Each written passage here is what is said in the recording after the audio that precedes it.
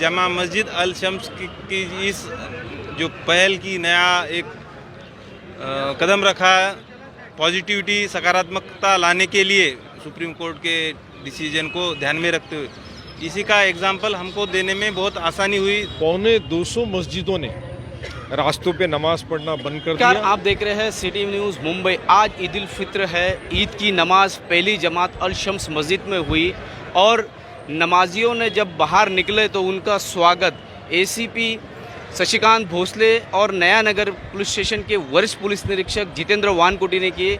आइए जानते हैं ईद के लिए जो मुबारकबाद दी है उन्होंने। सर, क्या कहेंगे? आज ईद है और आपने सभी को गुलाब का फूल देकर के मुबारकबाद दी है। मैं आपके माध्यम से फिर एक बार नया नगर के सभी भाइयों को ईद की बहुत बहुत बधाइयाँ देता हूँ।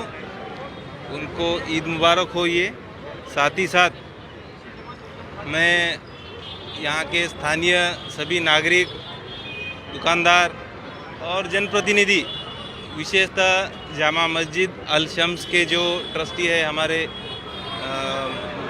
माननीय मुजफ्फर हुसैन साहब, उन्होंने जिस प्रकार से लोगों को आह्वान किया था कि जो कुछ गलत तरीके से लोग भड़काऊ भाषण कर रहे हैं उसके ऊपर विश्वास न रखते हुए अपना ईद का त्यौहार शांति से मनाए, उसके ऊपर सभी लोगों ने अमल करते हुए यहाँ पर एकदम शांति का जो व्यवहार है वह दिखाते हुए सवेरे का पहली नमाज और अभी आज की 8 बजे की दूसरी जमात की नमाज एकदम शांततामय से, कहीं पर भी रास्ते पर या फिर इधर उधर भीड़ नहीं है। सिर्फ लोग अपना जो भगवान की इबादत के लिए शांति से आ रहे हैं और शांति से जा रहे हैं। इसमें हमको पुलिस विभाग को बंदोबस्त करने में बहुत आसानी गई इस वजह से। इसीलिए मैं वापस से सभी भाइयों को धन्यवाद देना चाहता हूं, सभी नागरिकों को धन्यवाद देना चाहता हूं। जय हिंद, जय भारत। सर, एक सवाल है मेरा कि जिस तरीके से जामा मस्जिद अल शम्स ने पहल की है कि सुप्रीम कोर्ट की गाइडलाइन आवाज़ का जो डिसिबल है वो कम किया, लाउड स्पीकर बंद किया, उसके अलावा रोड पे रास्ते पे नमाज बंद की, तो इन सब चीज़ों करने में पुलिस को इसमें क्या सहायता हुई और क्या लगता है कि इस तरीके के पहल से क्या फ़ायदा हुआ? जैसे कि हम सबको एक पता है कि हम सब स्कूल में जब रहते तो जो कोई पहला स्टूडेंट आता है स्कूल में तो उसका उदाहरण देके बाकी बच्चों को एक प्रेरणा मिलती है कि नहीं, हमको भी उस तरह का प्रदर्शन करना है, उसके जैसा स्कोर करना है।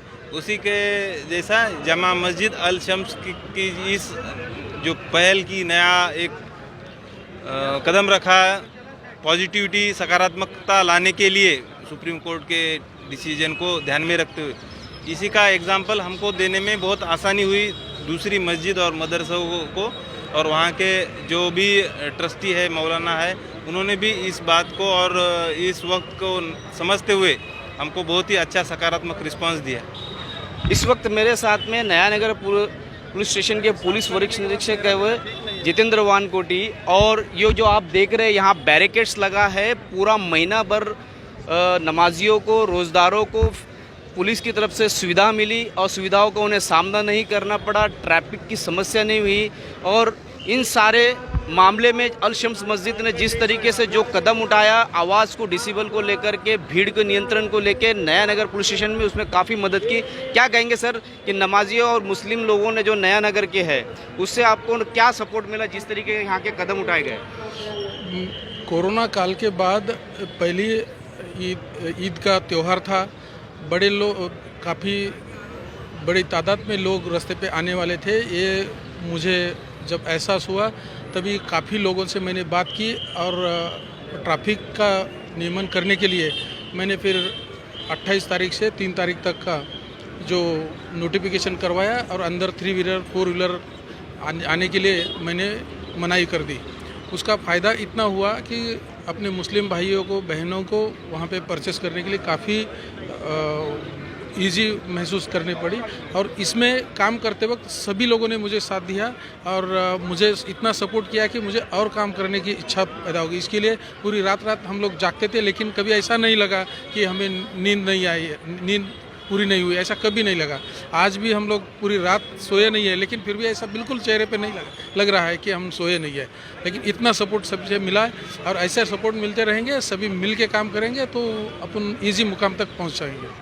नया नगर का एनएच स्कूल से लेके हैदरी चौक से लेके शम्स मस्जिद तक का जो इफ्तारी का मार्केट लगता था, बहुत बड़ी भीड़ होती थी और वहाँ की भीड़ को नियंत्रित करना, साथ में रात में जो मार्केट में लगा है और उस मार्केट को नियंत्रित करते हुए किसी भी तरीके का कोई दंगा फसाद आपसी मारामारी नहीं होने देना, ये इनका सबसे बड़ा कदम रहा है। और ये सब करने में पुलिस को काफ़ी मशक्क़त करना पड़ी है और जिसका उन्होंने ये कहा कि हमें इस तरीके से काम करने में इतना मज़ा आया कि आज वो पूरी रात जगह सुबह 4 बजे के आसपास मस्जिद के आसपास में बॉम्ब डिटेक्टर से पूरा चेक किया गया है, किसी भी तरीके की कोई अप्रिय घटना ना घटे, इसके लिए पूरे precautions Mira Bhayandar police commissionerate द्वारा पूरे वसई विरार से लेके मीरा भाईंदर में लिए गए। और सबसे ज़्यादा सेंसिटिव एरिया कहा जाने वाला नया नगर में एकदम शांतिपूर्वक नमाज हुई है और वहीं पर आज पहली जमात सभी मुस्लिम भाइयों ने अदा की है।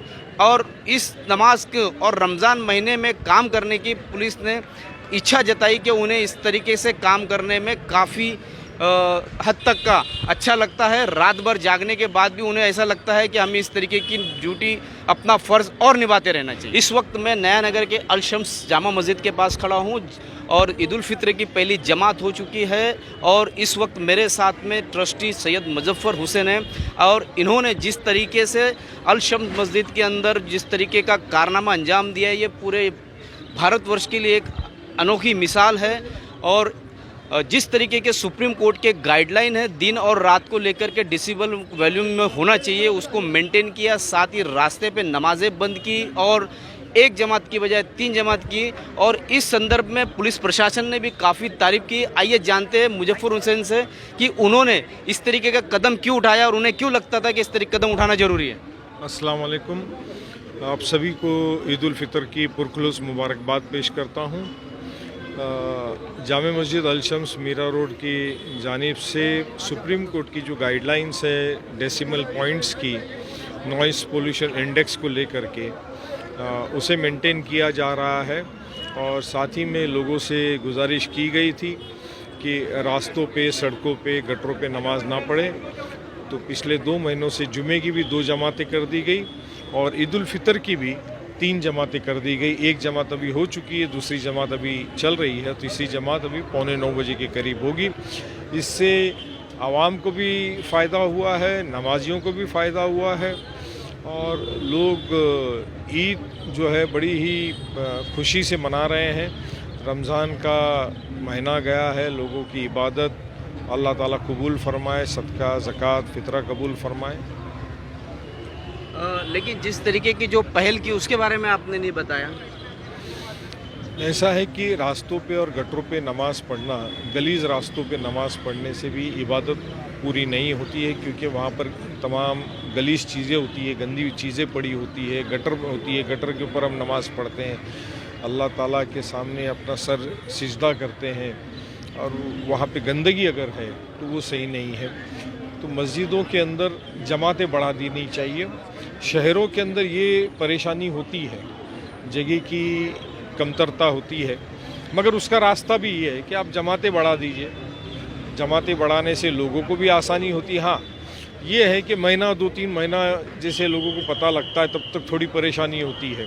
जैसा आज आप देख रहे हैं कि भाई एक जमात के लिए कुछ लोग आए लेकिन पूरा नहीं हो पाया, तो ऐसा एक बार होगा, लेकिन अगली बार जब बकरी ईद होगी तो लोगों को पता होगा कि भाई 1 घंटे का वक्फा है, अपने आराम से जाएंगे तब भी हम अंदर आए इत्मीनान से नमाज़ पढ़ सकेंगे। अभी जामे मस्जिद अल शम्स में पहला माला जो है वो भी अगले 8-10 दिन में एयर कंडीशन हो जाएगा, उसकी सारी इक्विपमेंट मशीन आ चुकी है। रमज़ान की वजह से काम रोक दिया गया था, वहाँ भी कारपेट लग जाएगा, वहाँ भी एयर कंडीशन हो जाएगा, तो लोगों के इबादत के लिए ठीक हो जाएगा।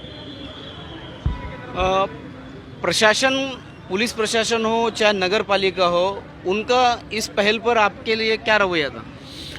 पुलिस प्रशासन, महानगर पालिका, municipal corporation, government of Maharashtra, सभी का जो अप्रोच जामे मस्जिद अल शम्स की जानिब से लिया गया नॉइस पोल्यूशन इंडेक्स को लेकर के, सुप्रीम कोर्ट की गाइडलाइंस को लेकर के, रास्तों पे नमाज नहीं पढ़ने की डिसीजन को लेकर के, इसको पूरे हिंदुस्तान में, सिर्फ मीरा भाईंदर में नहीं तो पूरे हिंदुस्तान में मीडिया ने कवरेज किया और प्रशासन ने अप्रिशिएट किया। मुझे यूपी, मध्य प्रदेश, राजस्थान, दिल्ली, गुजरात, आंध्रा, हैदराबाद, तमाम जगहों से लोगों के फ़ोन आए। लोगों ने वो सुप्रीम कोर्ट के ऑर्डर्स मेरे से मंगवाए, मैंने प्रशासन को भिजवाया, लोगों को भिजवाया। और आज की तारीख में बॉम्बे के अंदर जो कल रात तक की जो मेरे पास मालूमात थी, 250 मस्जिदों ने रास्तों पे नमाज़ पढ़ना बंद कर दिया और 2 से 3 जमातें कर दी। मीरा भाईंदर के अंदर 28 मस्जिदों ने रास्तों की नमाज़ें बंद करी और 2 से 3 जमातें कर दी। डेसिबल पॉइंट्स कम कर दिया। हमारी इबादत से किसी को अगर तकलीफ़ पहुंचती है तो वो इबादत भी कबूल नहीं होती है। अब भोंगे को लेकर के और जो कुछ भी सियासत चल रही है वो अपनी जगह पर है, मगर हमारा भी फ़र्ज़ बनता है कि हम इस मुल्क के सुप्रीम कोर्ट की जो गाइडलाइंस हैं वो सबके लिए है, वो हर कम्युनिटी के लिए है। और महाराष्ट्र शासन ने भी उस बात को बहुत ही साफ बात से कह दिया है कि वो मंदिर, मस्जिद, चर्च, गुरुद्वारा हर एक के लिए वो लागू होता है, ना कि सिर्फ मस्जिदों के लिए। तो ये थे मस्जिद के ट्रस्टी सैयद मुजफ्फर हुसैन। इनकी पहल का पूरे हिंदुस्तान में स्वागत किया गया और जिस तरीके से इन्होंने पॉल्यूशन से लेकर के वॉल्यूम और सुप्रीम कोर्ट ने जिस तरीके के गाइडलाइन मस्जिदों के लाउड स्पीकर को लेकर के बनाई थी, उन सब चीज़ों के ऊपर अमल करने से इसका पूरे हिंदुस्तान में एक अच्छा मैसेज गया और अब तक लगभग 250 मस्जिदों ने इस पर अमल किया है। और मुंबई में सिर्फ 250 लोगों ने अमल किया है और लगभग मीरा भाईंदर में 27 से 28 मस्जिदें ऐसी है जिन्होंने रास्ते पर, गटर पर, बीच रास्ते जाम करके नमाज़ पढ़ना बंद कर सुप्रीम कोर्ट के गाइडलाइन के अनुसार उसे निर्धारित किया है। जिस तरीके की पहल मुजफ्फर हुसैन ने की है उसका स्वागत मीरा भाईंदर पुलिस कमिश्नरेट से लेकर मनपा आयुक्त ने तक का किया है और एक दुनिया के लिए मिसाल बनी है। वहीं पर जहां राज ठाकरे मस्जिद में अजानों को लेकर के पूरे महाराष्ट्र से लेकर हिंदुस्तान में बवाल कर रहे हैं, यहां पर उन्होंने उससे पहले ही इस चीज़ का सॉल्यूशन निकाला था जिसका स्वागत पूरी दुनिया में किया जा रहा है। आपको बता दें कि मुजफ्फर हुसैन की इस पहल का हिंदुस्तान के तमाम अखबारों से लेकर कर के इंटरनेशनल अखबारों और मीडिया ने कवरेज दिया है, जो कि लगातार रमज़ान के पहले दिन से लेकर आज तक का अखबारों में रोज़ समाचार प्रकाशित हो रहे हैं, न्यूज़ चैनल पे टेलीकास्ट हो रहा है। और जिस तरीके से अत्याधुनिक मस्जिद बना कर के युवा वर्ग से लेके घरेलू कामकाजी महिलाओं और दीनी महिलाओं को भी उन्होंने साथ साथ मस्जिद से लाइव जोड़ दिया है यूट्यूब चैनल बना करके। इसी तरीके की खबरों के लिए मेरे यानी शकील शेख और सौरभ राठौड़ के साथ देखते रहे सिटी न्यूज़ मुंबई।